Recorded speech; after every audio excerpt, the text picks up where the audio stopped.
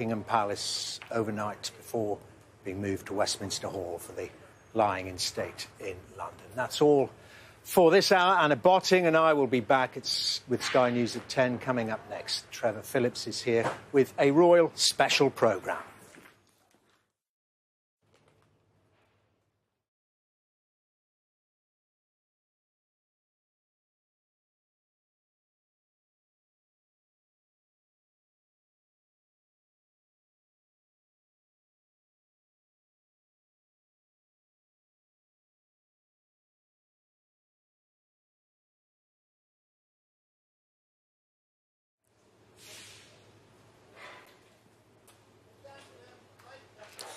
Good evening from Buckingham Palace. I'm Trevor Phillips and welcome to a Sky News Royal Special on the death of the Queen. Coming up in the next hour, together in grief, the Queen's children keeping a vigil over her in St Giles's Cathedral.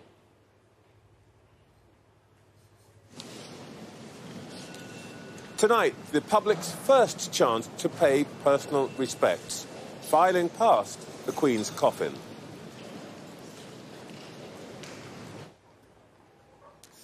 All this after the solemn procession of the late Queen through the streets of Edinburgh to her first lying at rest.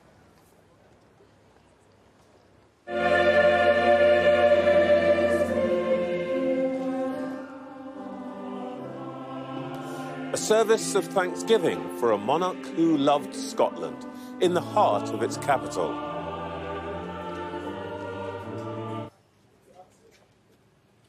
He's feeling the weight of history.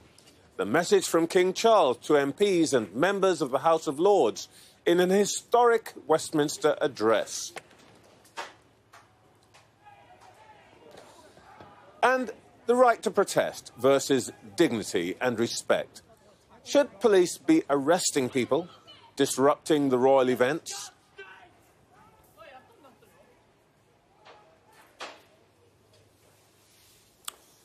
Good evening and welcome to Buckingham Palace for a royal special on the death of the Queen. Today, a more sombre tone as the twin processes of mourning for the sovereign past and recognition of the sovereign present gather pace. But I think we're beginning to see the shape of this new monarchy, and it looks remarkably familiar. The King this morning emphasised an emerging theme in his speech to the Houses of Parliament when he quoted Shakespeare, calling his mother a pattern for all princes. It is no accident that the words from the play Henry VIII describes the newborn Elizabeth I. The King, who's no stranger to the stage, is telling us, I think, that this is the continuity monarchy. In the next hour, we'll reflect on the day's events and what they might mean. But the King was in Edinburgh this evening and has taken part in a vigil over the late Queen's coffin at St Giles Cathedral with his brothers and sister.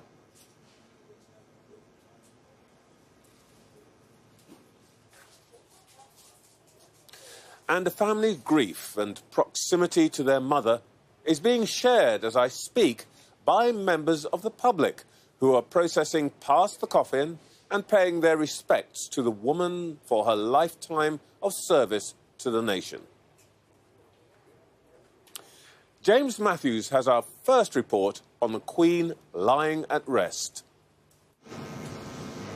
This was the scene inside St Giles Cathedral as the day drew to a close.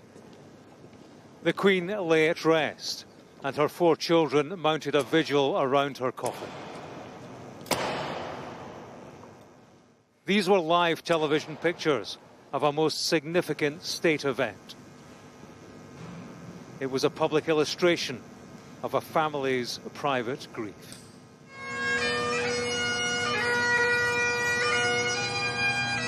This was the Palace of Holyrood House earlier in the day.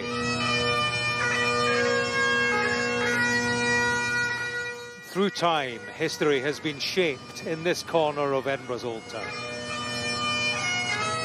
This was how it looked for a monarch and a mother lost. The Queen's coffin was driven up the city's Royal Mile for a service of thanksgiving. Her children walked with her. This was a picture of a sovereign past and present. In one frame, it was a family's grief and a nation's change. The route was lined by several thousand people in a shared ritual of remembrance. And to record history, a day to offer condolences and to bear witness.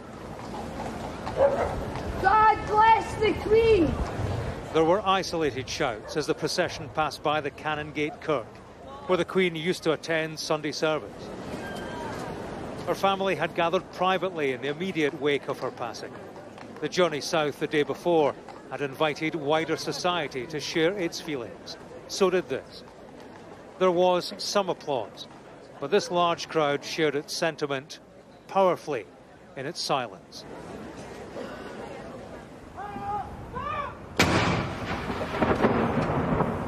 The calm was only punctured by guns fired in tribute at Edinburgh Castle as the city beneath paid its respects.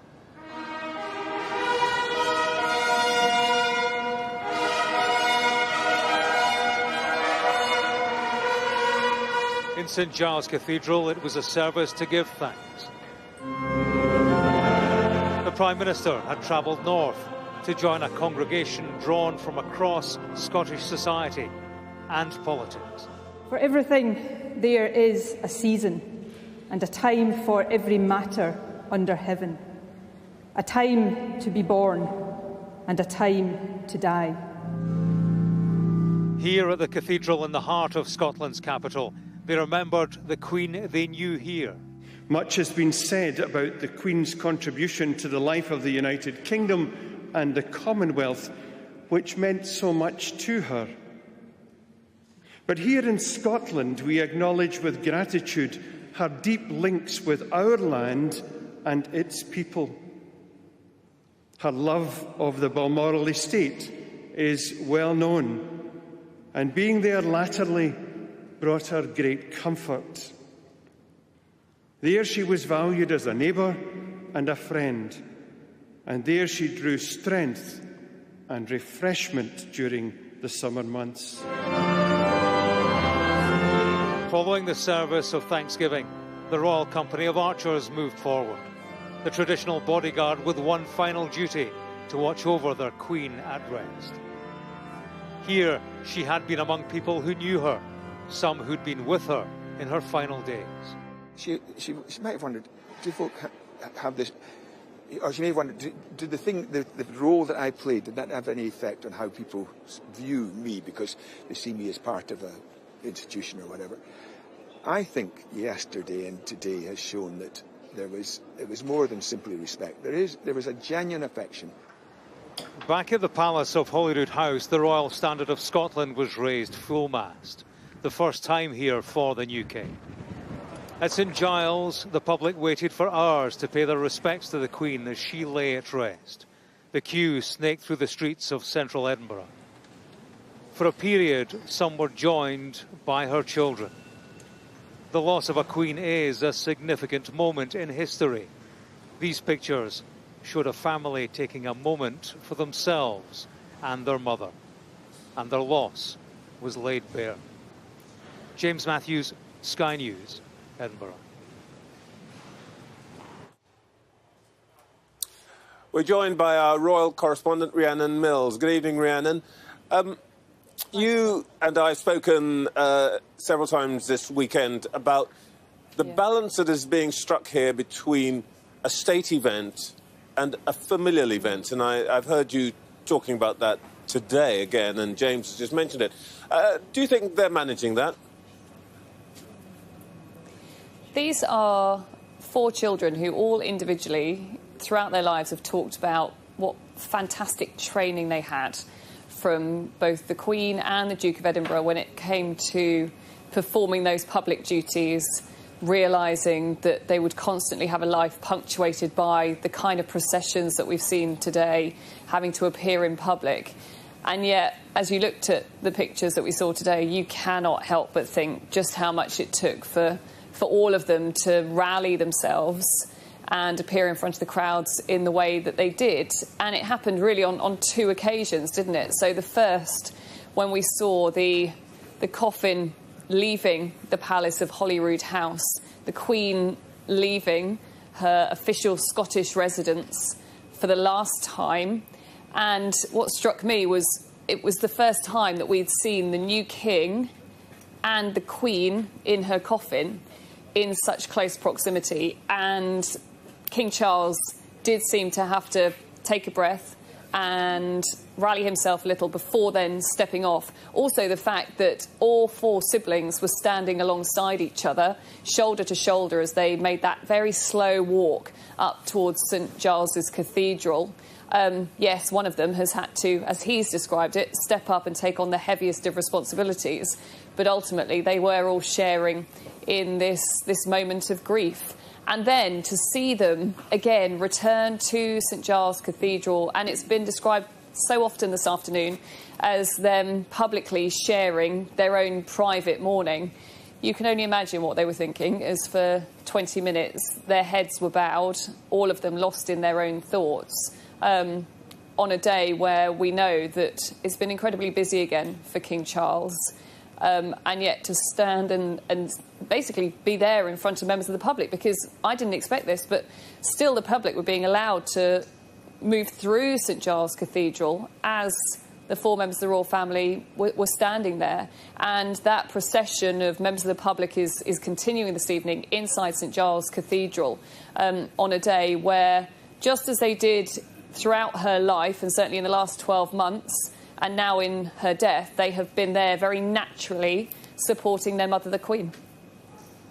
And it is very striking. I mean, one of the things that I was particularly surprised by, the sheer physicality of their day today. I mean, anybody who has walked up the Royal Mile knows that up has a real meaning in that walk. And, you know, two of these, the four children are over 70. I haven't got there yet, but I'm not sure I could do it with their fortitude. I mean, it has been an extraordinarily tough day, I guess, for them. Yeah, it was the first thing that I thought of this morning was, again, we're seeing the pace of all of this. It's all happening so quickly, isn't it? If you think it was only Thursday when the Queen's death was announced, we're only on Monday now, and the King and his Queen Consort, the King who's 73, the Queen Consort who's 75, crammed in 7 different engagements, if you like, 7 different ceremonial events within that one day. Now, we know they have this incredible work ethic. Whatever people think about the once Prince of Wales and now King Charles, you cannot doubt his real commitment when it comes to powering on with those duties.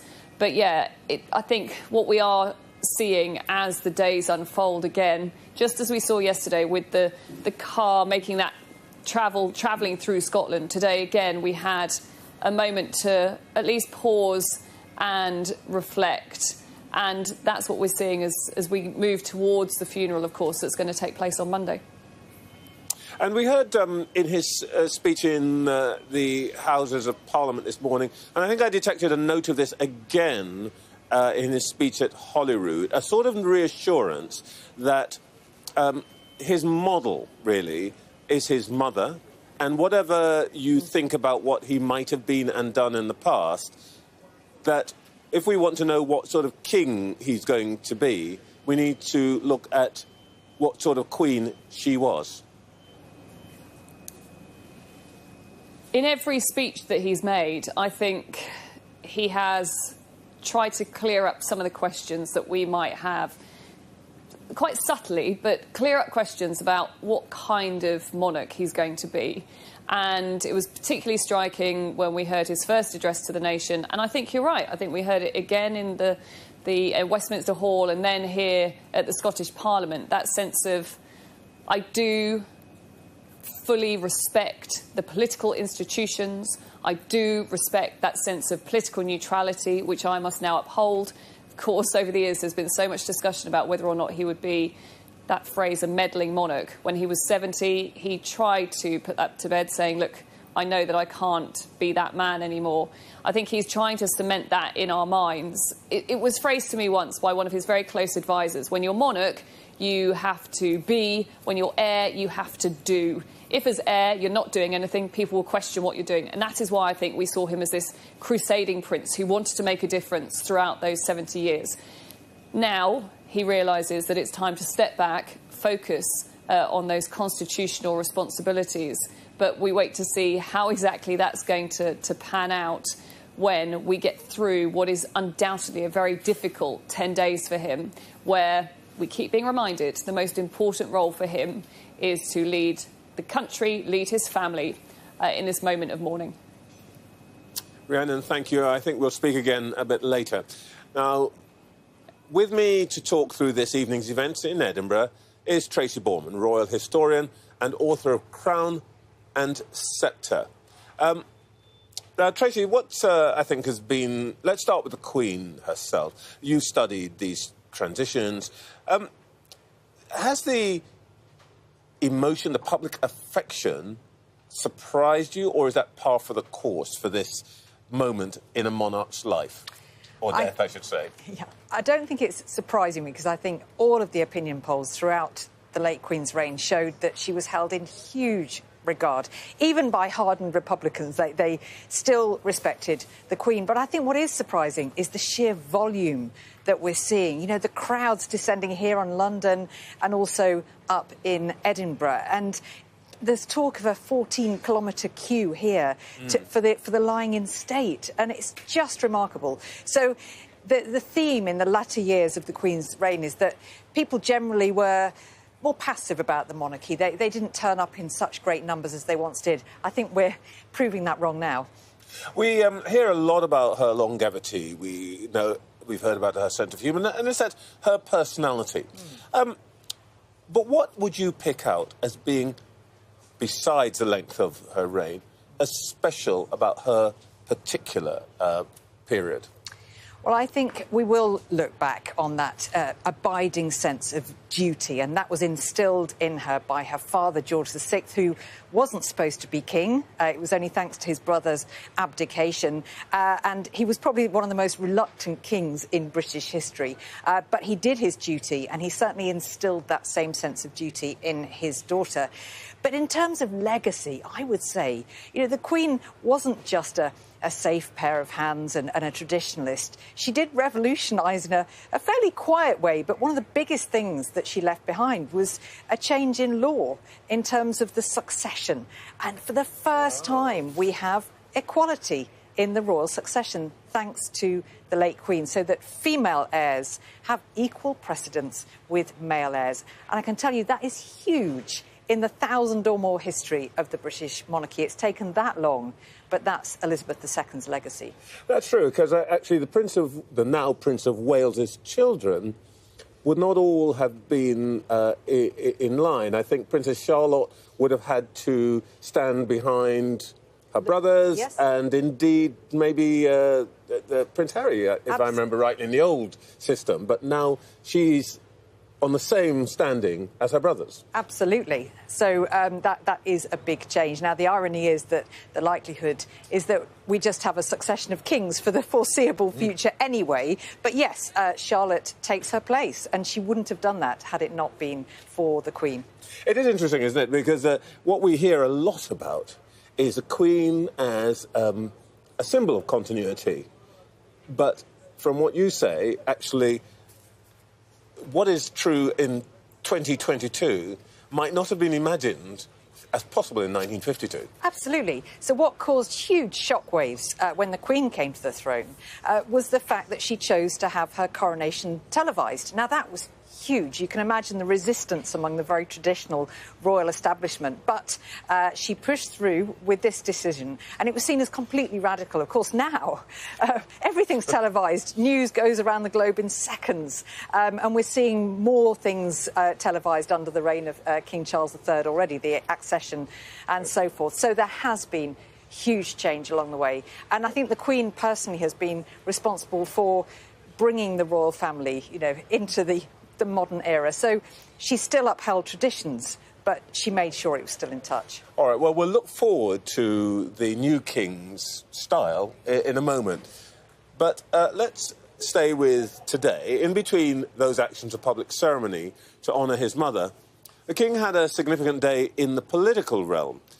This morning he addressed both Houses of Parliament at Westminster Hall, promising to uphold the constitutional conditions under which Parliament sits, while expressing his gratitude for the messages of condolences. And this evening he was present in Holyrood to hear a motion of condolence from the Scottish Parliament. Our political editor, Beth Rigby, reports now on a day of constitutional ceremony for the new King. Sounding a fanfare for the new King. Westminster Hall, home to much of our nation's history, from medieval to modern times. But few occasions compare with this. The second Elizabethan age is over. Parliament welcoming a new monarch and a new reign. Past Prime Ministers and parliamentarians here to pay their respects and to offer the new King addresses of condolence, led by the speakers of each parliamentary house. Deep as our grief is, we know yours is deeper. We offer our heartfelt sympathy to you and all the royal family. Whatever his private grief, the King here for a very public and performative event. His first speech to Parliament, meeting the enormity of that moment. I cannot help but feel the weight of history which surrounds us and which reminds us of the vital parliamentary traditions to which members of both houses dedicate yourselves. A hereditary monarchy renewing its commitment to parliamentary democracy. Parliament is the living and breathing instrument of our democracy. That your traditions are ancient, we see in the construction of this great hall, and the reminders of medieval predecessors of the office to which I have been called.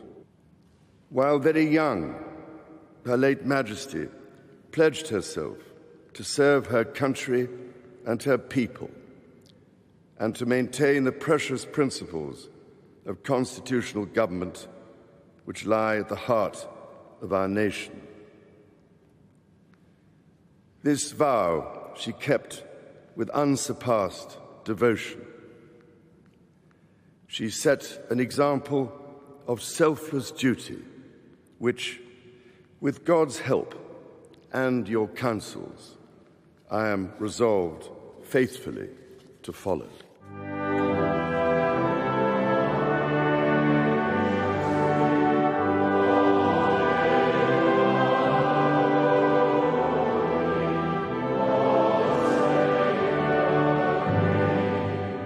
The national anthem now sung for him, the emotion of this moment plain to see. This ceremony concluded, the King and Queen Consort now leaving Westminster for Holyrood, and a deep breath in for a monarch not only mourning his mother, but trying to reassure a nation too. The King embarking now on a nationwide tour, leaving this legislature in London and landing just a couple of hours later in Scotland to address another. Arriving at the Scottish Parliament and setting aside his ceremonial uniform for the kilt. 2 minutes of silence and heads bowed before the King addressed the politicians and people of Scotland. My mother felt, as I do, the greatest admiration for the Scottish people, for their magnificent achievements and their indomitable spirit. And it was the greatest comfort for her to know, in turn, the true affection in which she was held. 2 nations in one day, this a king well aware of the task he faces, leading a country from one era to another. An unfamiliar and difficult journey for all. Beth Rigby, Sky News, Westminster. Tracy Borman is with me once more. Tracy, am I over-interpreting to call this the continuity monarchy? I think that's absolutely spot on. And many times in the long history of the Crown, people have predicted disaster with a change of reign. It's a very destabilising time. And certainly that was the case with Elizabeth II, who was immensely popular. And, of course, she was our longest reigning monarch. So I think people expected the monarchy would almost fall at her death. And what we've seen is a very smooth transition. And that tends to be the case throughout history. The apparatus of monarchy gets going, and that's what it's designed to do, to ensure a smooth succession from one monarch to the next monarch. Do you think that there is anything particular that is emerging from the king? As we've seen, he's stressing this point, and Rhiannon made this point, that don't look for anything very different. But as we've already been seeing, it's much more open. The accession council being on television, I was reflecting that there's literally nobody alive who had seen what we all saw on Saturday morning. And isn't that extraordinary? It has felt the past few days like we're watching history take shape before our eyes. It is, quite amazing. And I think we will see changes, perhaps more subtle than had been predicted. And you're absolutely right in that King Charles has been stressing time and again that he's going to uphold the status quo. It's business as usual. He referred to there in the footage of the weight of history, and I think he certainly feels that, and he must recognise what it was people valued and respected about the late Queen, and I think he will seek to emulate that. But it's not just going to be business as usual. He's going to have his own views on things and his own stamp on the monarchy. Everybody who thinks that there's value in history, and we're both in that camp, I should think, will say, let's look back at parallels to learn. If they'd been looking back at parallels of these sorts of transitions, what would they have been looking at and thinking, we want to avoid that again? Well, I was going to say a particularly topical transition for today is that from the Tudors to the Stuarts. So with the death of the first Elizabeth in 1603, she was the Virgin Queen. She had no children. The throne passed to James of Scotland. Now, that is when really everybody was predicting some kind of revolution. But the new king came in. It was said not a mouse stirred, and he took the throne, and it was all remarkably smooth. And he became James VI of Scotland to James I of England and Scotland. Exactly, and that's why we have a united kind of crown today. It took a few years for that to be confirmed by Parliament. And actually, in nearly every case, it's a very, very smooth transition. So, really, we're seeing history repeat itself. OK. Let's see where this goes. Now, thousands of people gathered today in Edinburgh, massing on the streets as the Queen's coffin was taken in solemn procession from Holyrood House to St Giles. Greg Milam has been speaking to those paying their respects. Order from 2, then Ace, then King, then Queen. Some had waited all night, a patient, reflective audience, to see a moment of history, but also just to say goodbye. Old and young, they lined the street. They even brought their dogs, making new friendships among strangers, brought together in a moment of mourning. I got to say my goodbye. Just heartbroken. Heartbroken. Never, ever, ever, ever see this again. That's the Duke of Edinburgh that I got from Prince Philip. Well, that's the promise I made to serve the Queen. For many, this grief is very real. My mum was born the same year as the Queen, and she had a sister. She went through the war years, died, Sea Rangers, all at the same time as the Queen, and she died in February. So I just felt it was sort of fate that I should come, not just for the Queen, but for my mum. Whether they simply watched or whether they filmed, the power of this moment was palpable. She was our touchstone for us and for the world. I think it's remarkable for a divided country to come together like this. She's a one-off. It's a moment in history and a moment in time, and the Queen means so much to everybody in Scotland. And it's just, a very poignant day for everybody. I think whenever you get down into Westminster and London, it'll be multiplied goodness knows how many times over. You know, so you have to make the opportunity to take it, so you can't ever do it again.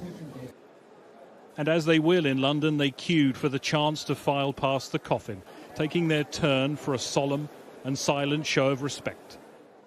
It was quite emotional. I took a big breath before I went in, and then I did a little bow by her coffin, and to see that it was the Scottish crown on the top was lovely to see. She's the Queen of the Scots. She was declared that, wasn't she? So she's the Queen of England, but she's our Queen. For her last few hours on Scottish soil, it's people saying their farewell. Greg Milam, Sky News, Edinburgh. Let's go now to our correspondent Emma Birchley, who is actually very near here at Buckingham Palace, looking at the tributes that have continued to pile up. Emma, all of the action supposedly has been in Edinburgh today, but actually people are still coming here, aren't they? So many people coming here. If I step back, you can just take a look at the site here in Green Park. It's where people are being told to bring the flowers, and it's the most magnificent sight. And what the pictures don't do is give you a sense of the wonderful smell. It's like walking into a florist's. And when you look at the flowers, you can see that there is no plastic in sight. So people have been urged to take the plastic off. 700 bags taken away yesterday. And that's so that the flowers ultimately can be composted. And quite a nice touch, that compost will then be used to nourish the soil in the royal parks. And I'm joined now by some guests. Now, the first one is Ponce. You've come all the way from Washington. You're on vacation. What do you make of this here? Well, it's a great expression of how the Britons and the visitors give their respect and condolences to Queen Elizabeth II. I was surprised when I got off the plane that she passed away, but I changed my vacation plan, and I've been out here for about 3 days, and seeing mounds of beautiful flowers, and it's representative of her fashion, you know, very colorful, and it's a great experience. Thank you so much. Now, Angie, you've come from Kent. What did the Queen mean to you? I think she meant so much to the public, and just being here is just absolutely beautiful. It's been really wonderful seeing all generations, from grandmothers to mothers and children. It's a really family celebration, and I think this is a real celebration of her life, and really being thankful for everything that she's done for the last 70 years, and it's a beautiful tribute. And seeing it at night time, and the flowers, the effort people have made, and the Paddington bears and the marmalade sandwiches, it's just wonderful. Thank you so much. I think that's it, isn't it? A tribute. There's a wonderful feeling. Pip, you're originally from New Zealand, but you live here now. That's right. What feeling have you had from the sense of being here? I've been overwhelmed, actually, with just the scale of the flowers and the colours and all the flags from the different countries and the different generations. It's brought great-grandparents, grandparents. And my mother was 4 years older than the Queen, and the Queen was her style icon. So I'm recognising some of the colours and themes from that, and everybody loved her. And thank you so much for your time. So a really wonderful way of paying tribute to the Queen here, and the people keep on coming.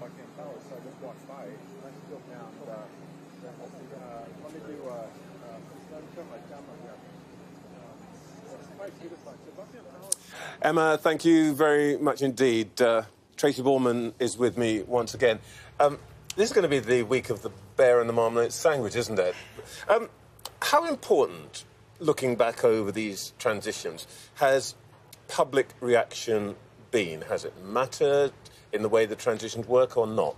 It's really mattered. And I think the example I would draw on would be that of Lady Jane Grey, the 9 days queen. The succession was altered in her favour, but the weight of public opinion was against her. You don't disrupt the royal succession. She's called the 9 days queen for a reason. And then, you know, she was ousted from the throne by the mass of people. Now, a more extreme example would be the first King Charles, who rode roughshod over the wishes of his people and his Parliament. And, of course, he paid the ultimate price with his head during the Civil War. Now, they're extreme examples, but I think in general, monarchs ignore public opinion at their peril. And we can see that public reaction so graphically now, because we've got the telly, everybody's reporting it like nobody's business. Do you think this is making it easier for the new king? It's a challenge, though, isn't it, for him to keep on top of everything. But at least, you know, he's very well informed. There's no doubt, really, what people are thinking. They're showing what they're thinking, certainly in the numbers that they're turning out for the events this week. So, yes, I think probably King Charles is more aware of his subjects' opinions than any other monarch in the history of the crown. Tracy, thank you so much for being with us and putting all this in historical context. It's good to remember this is part of a 1,000-year story. Certainly. Thank you so much. All right, let's have a look at some of the events taking place over the next 7 days. Tomorrow, the King will travel to Northern Ireland. He'll visit Hillsborough Castle. In Belfast, he'll meet the new Secretary of State for Northern Ireland and party leaders. He'll also receive a message of condolence led by the Speaker of the Northern Ireland Assembly. In the afternoon, the King and the Queen Consort will visit St Anne's Cathedral for a service of prayer and reflection. And after the service, they'll leave Belfast and return to London. Meanwhile, the Queen's coffin will be taken to Edinburgh Airport and flown to RAF Northolt. It'll then be transported to Buckingham Palace by road and remain here overnight. On Wednesday afternoon, the King will lead a procession carrying the coffin to the Palace of Westminster, where the Archbishop of Canterbury will conduct a short service. The Queen's lying in state will then begin in Westminster Hall. That will last for 4 days. On Friday, the King and Queen Consort travel to Cardiff, where they'll attend a prayer service. They'll meet Wales's First Minister. And on Sunday evening, the night before the funeral, King Charles will host a reception for foreign dignitaries who are attending. On the morning of Monday, the 19th of September, the lying in state ends.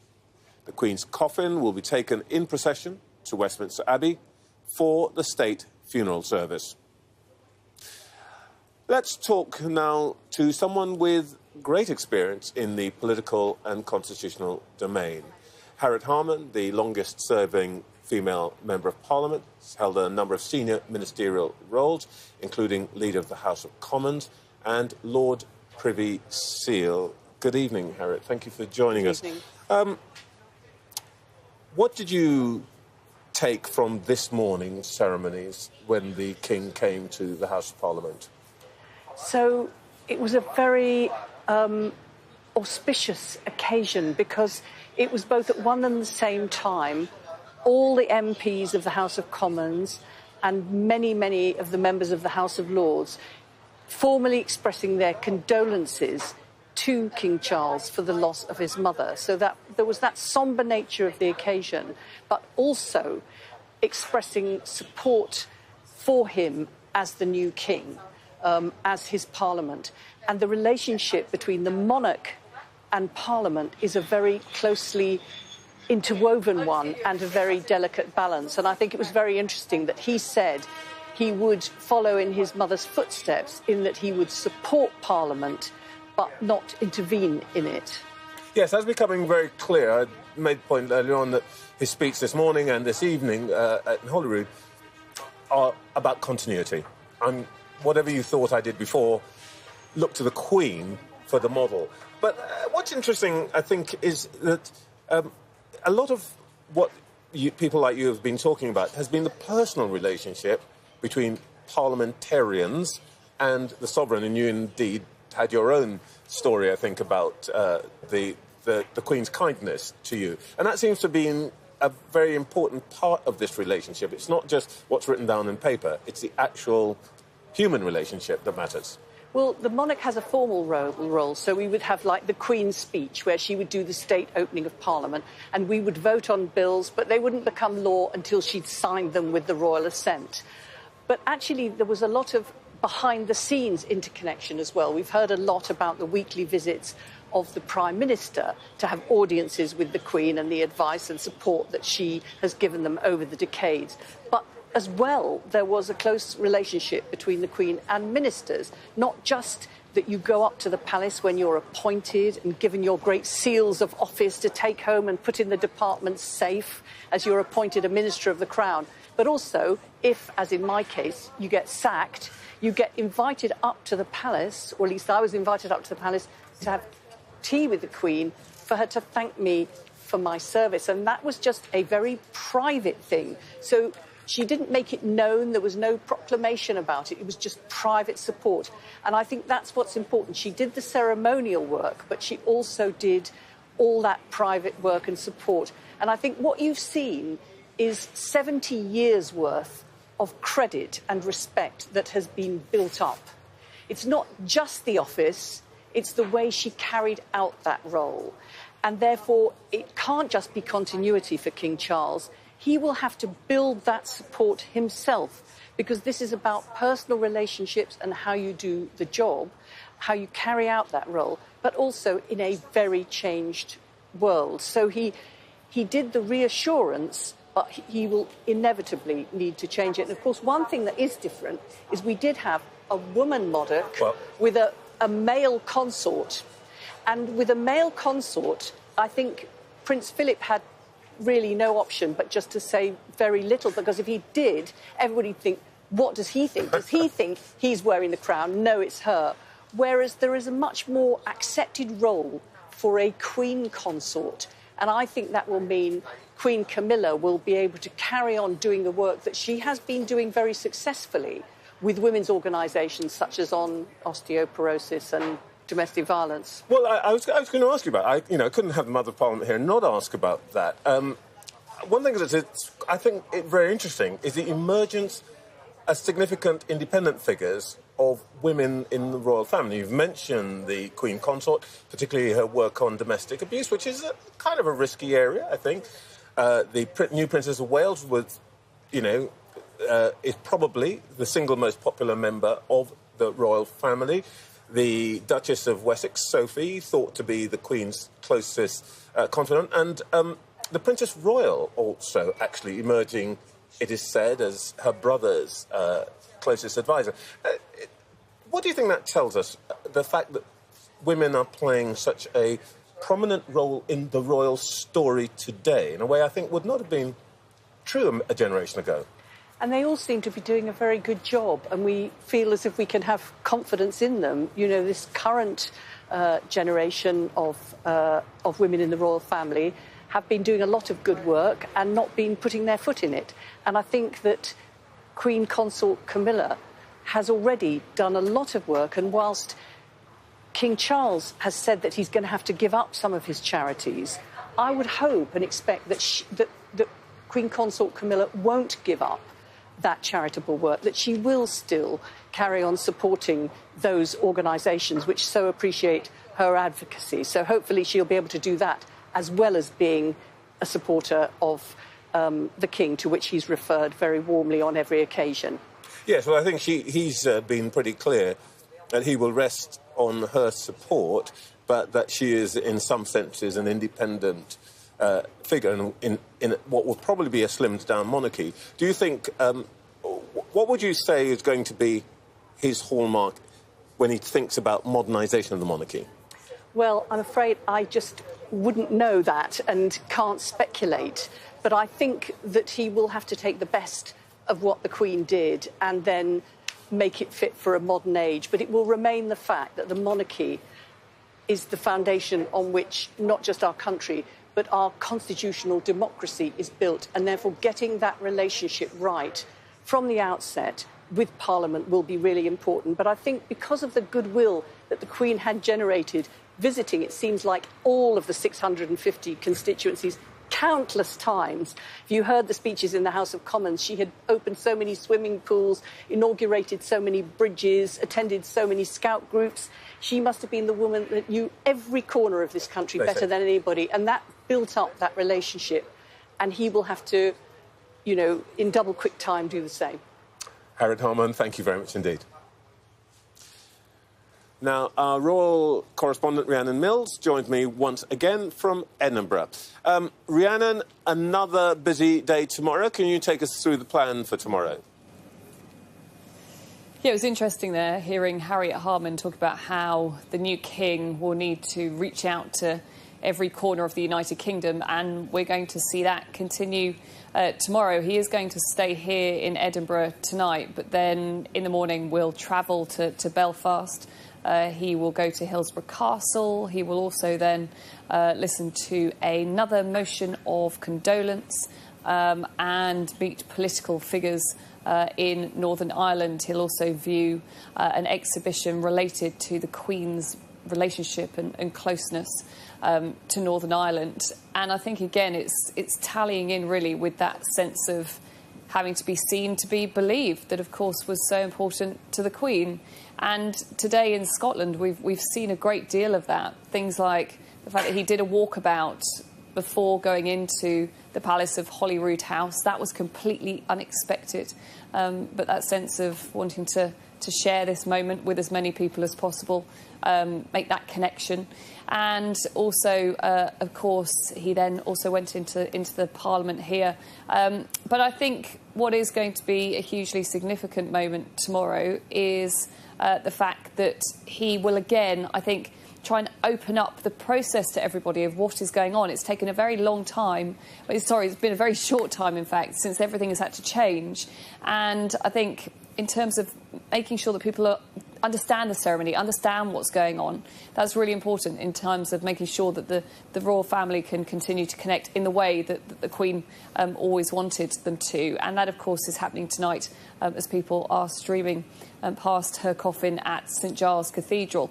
And tomorrow, I think probably the most moving picture that we will see of the day tomorrow is the Queen, of course, is going to leave Scotland for one final time. She's going to be flown down to RAF Northolt, then transferred in a hearse to Buckingham Palace, and will enter through the gates there for the final time. Literally 3 months since we saw her appearing on the balcony at Buckingham Palace for her Platinum Jubilee. So the crowds there who are gathering close to you, Trevor, will finally see the Queen returning there to Buckingham Palace.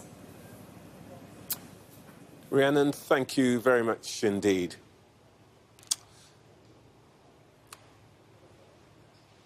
Let's reflect now on the significance of the past few days. I'm joined by Dame Linda Colley, Professor of History at Princeton University. Good evening, Linda. Thank you so much for taking your time. Pleasure.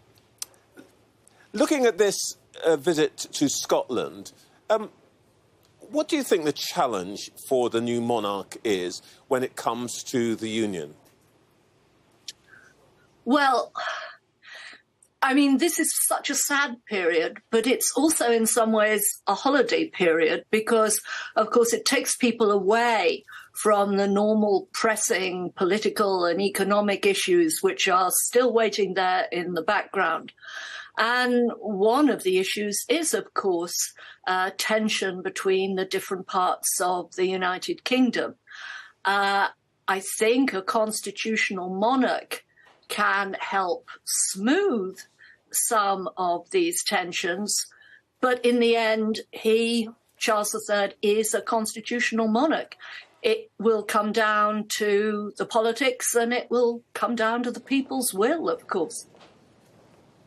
But he's obviously making a very serious point of going to, obviously he's in Scotland tonight, he will go to Northern Ireland tomorrow, he will be in Wales later in the week. And there's clearly a conscious effort here to reach out, isn't there? Do you think that has any impact at all on, if you like, the political environment in which, as you say, politicians have to sort it out? But do you think that sort of thing will make any difference to the environment in which they have to work? Well, Well, you know, everything helps. I'm a supporter of the union, though it needs reform in different ways. And I think one of the strengths of the monarchy, which it's increasingly stressed really from the beginning of the 19th century, is its ability, to a degree, to tie together the different component parts of the UK, because it's a very attractive image, if you like. I mean, if you're a monarchist, if you believe in the crown, but people can respond to people in ways that they can't respond necessarily to institutions. So by being able to visit different parts of the UK, which of course is much easier in the early 21st century with the transport facilities we've got, monarchs can play this really rather important personal role. And I'm sure Charles III will try and do that too. This question of the union is part of a wider issue, a wider question, I guess, about British identity. And I think it's probably fair to say that you wrote the book, literally, as well as figuratively speaking, on that idea of modern British identity. What do you think that the new king has to do to engage with the challenge of defining what it should feel like, what it should look like, what it should seem like to be British in the 21st century?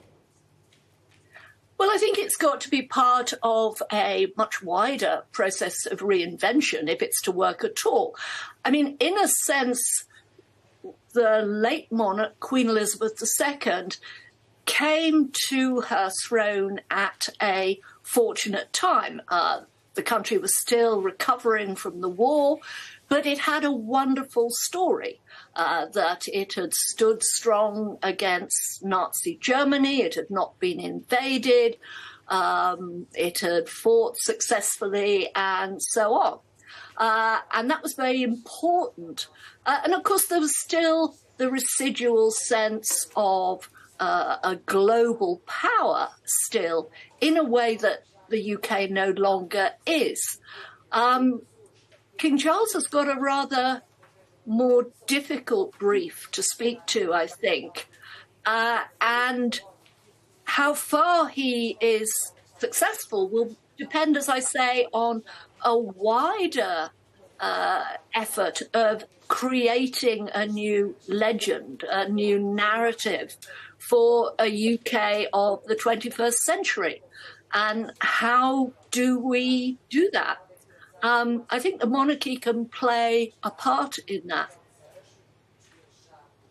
Well, of course, great leaders and kings, sovereigns of all kinds, tell their people a story of one kind or another. Now, I don't know if it is still the case that historians essentially are summoned to advise the sovereign on that sort of story. I know at various points in the past that has been the practice. But if you were asked, what is a sort of legend, as you put it, what is the kind of narrative, what is the modern story that you would draw for Britain today that the king should be thinking about? Well, I think the capacity to change, which you might think is a strange legend to come from a monarch who is often seen of in terms of tradition. But in fact, the UK has, to a degree, managed to cope with a great deal of change since the Second World War while remaining reasonably stable. And that's quite a considerable story, given all the other things that are happening in the world at large. So I think that mixture of stability with quite radical change in all sorts of ways. I mean, it's a far more diverse population in the UK than it was at the end of the Second World War. It's a much less deferential population, of course. There's all sorts of new challenges. So that balance of being willing and able to change and maintaining some kind of cohesion, that's something that I think the monarch can help with. And just very briefly, if you had to pick out this point that Queen Elizabeth has, in a sense, given us the sense of a story of stability while presiding over great change. If you had to pick out one great change that could be identified between 1952 and now, what would it be? So many, but I suppose one change would be the very different role of women. The fact that the current Prime Minister is actually the third female Prime Minister in UK history. That would have been astonishing. That is a great point. I'm so sorry I've got to draw it to a close now, but I think that is pretty clear. Thank you so much, Professor Linda Colley. Pleasure. The Queen's death has been a cause for grief across the country, and even those of a less than ardent royalist tendency have spoken warmly of her life of service. But there are some who believe that the automatic transition of sovereignty to a new head of state is undemocratic, and think that the very idea of monarchy is an absurd anachronism. So much could perhaps have been predicted, but the police have been criticised for what some see as a heavy-handed approach to those who have voiced those sentiments in a public setting. Our Home editor, Jason Farrell, reports now on the right to protest. The man circled here is heckling Prince Andrew during the procession of the Queen's coffin through Edinburgh. In response, many drowned him out, chanting, "God save the King." Then, someone in the crowd decided they'd had enough.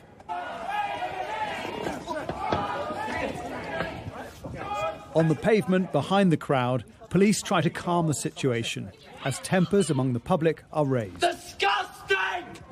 Wait, I've done nothing wrong.